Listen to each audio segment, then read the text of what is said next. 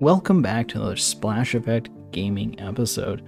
Today we're coming back to our Splashlocke of our Black and White 2 randomizer run.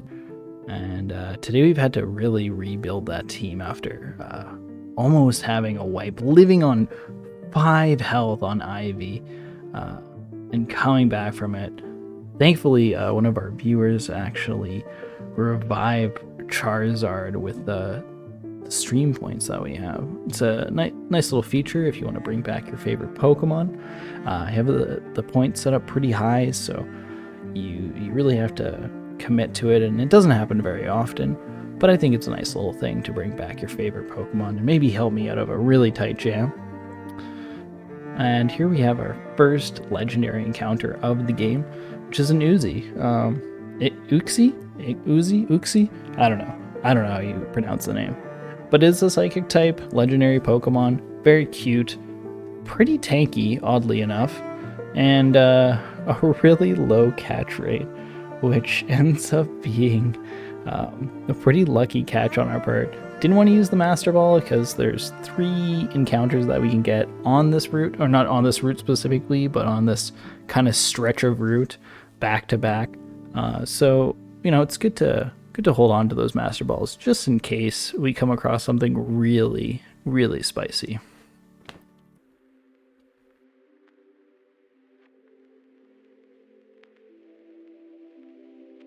Within the first 56 balls.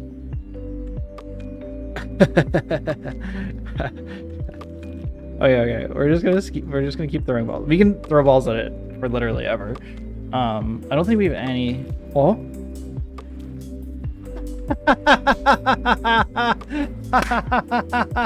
Yo, do the math, be rewarded. Holy moly. Who needs Master Balls? Huh? Yo, 2% chance.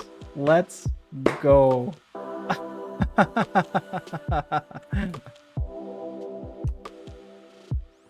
Hells yeah. And now we are on the first gym of the episode. This is the Opalissa City gym. Normally this is a dragon type gym, but it happened to be a flying type one. Not too bad. Our team was lacking a lot of variety. We had tons of normals, tons of ground and kind of rock types and grass types, but we only had the one fire Mon. We didn't have any electric types. So we did these first couple battles. They didn't go great.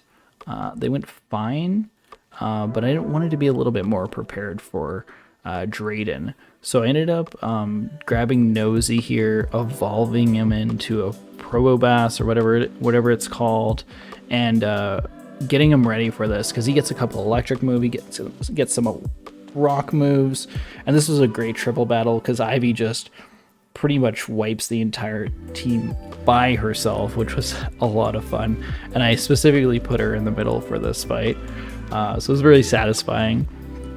We just kind of wiped that triple battle, and then we just put Probobass forward, and he just destroys everything. It's 2 flying bug types, which rock just destroys, and then I just power gemmed my way through the rest of it because he's got a ton of health, which made this gym really easy. And that's the end of the 7th gym there.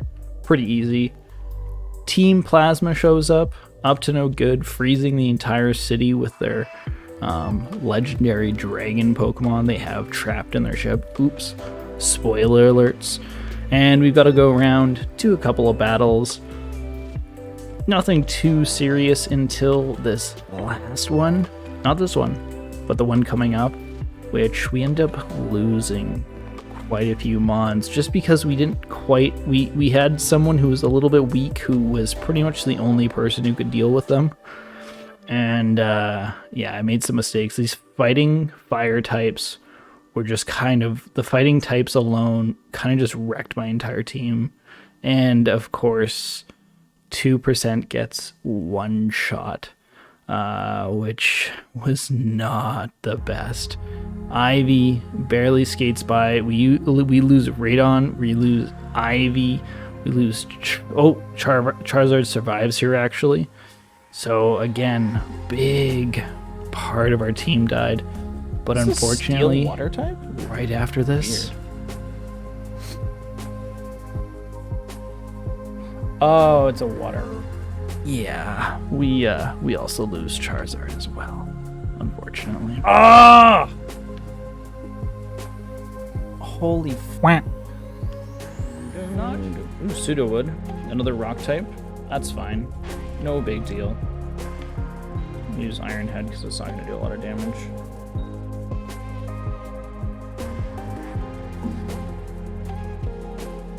Right. I forgot. Steel's super effective against rock. It's fine. It's fine. Don't kill yourself on me. For the love of God. Catch. Catch. Yeah. There. And here we pick up finally our second Watermon of the entire run. Unfortunately, it's also a rock type, but we'll see later on that Omastar is kind of a powerhouse and rolls through quite a few Team Plasma What is this members RNG? after this. I'm gonna go broke. We also pick up this Lilleep. Come on. It took, One, like, I two, swear, 3. 15 Yes! balls to catch this thing. man, It was ridiculous. Mankey's also a great pickup. Getting a fighting type to round out the 2, team's 3. pretty Perfect. limited Let me get another movesets encounter. and typings was awesome. Ponyta, a Rapidash. After losing Charizard, Rapidash was a lifesaver. Perfect. Having at least one fire type, and I've said this in the first video. What a pickup. Nice. Absolutely astounding. And now we're on to the 8th gym. Normally a water type. This one also happened to be a water type. All the fights were pretty straightforward. I used the Goose, our Ferrothorn,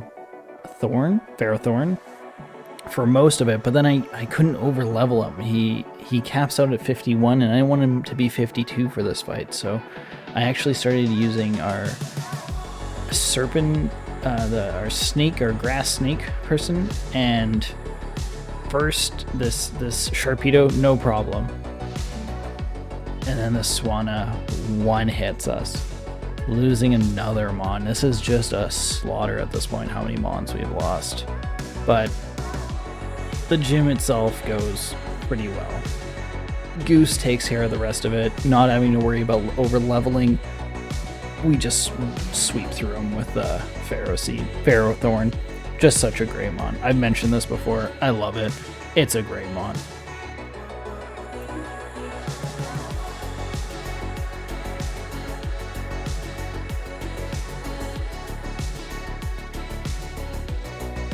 No!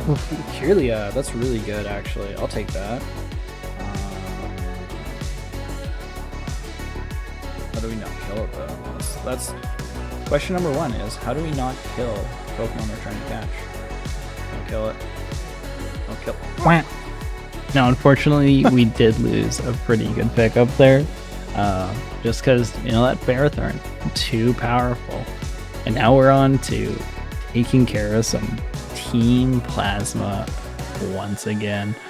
They are docked up next to one of the previous cities. It's kind of in between the 8th gym city and the one below it. And yeah, we're just getting in there, going with our rival, which, by the way, was absolutely useless in this fight. He almost killed half my team alone. Oh, not this part, but later on, he almost kills 2 of my Pokemon because he only uses helping moves, and then actually ends up doing a move that only damages my Pokemon and none of the rest of them.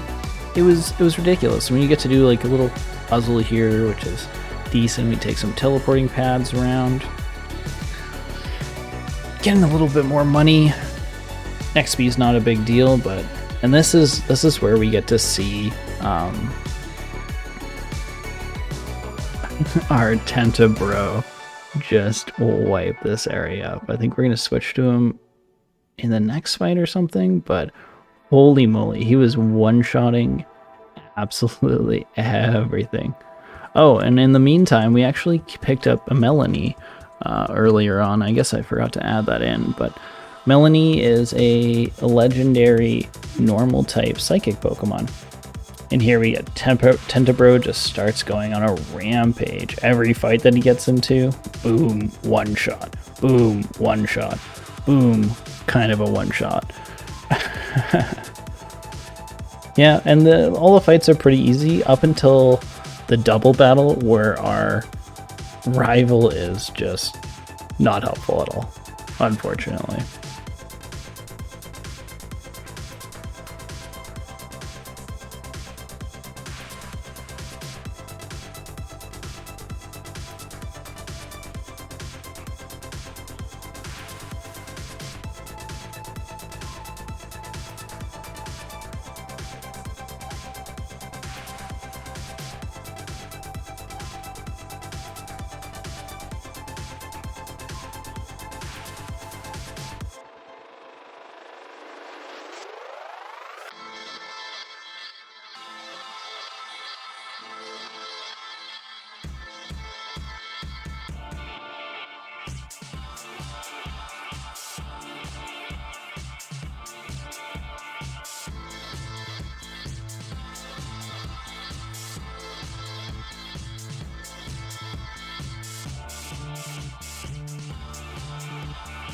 And here at the last fight of the episode, we get ourselves into a bit of a sticky situation with this Heracross.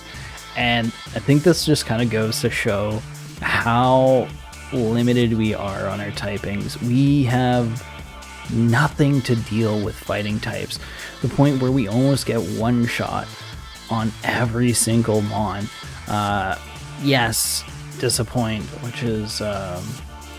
can't remember what it's called, but they're a normal flying type.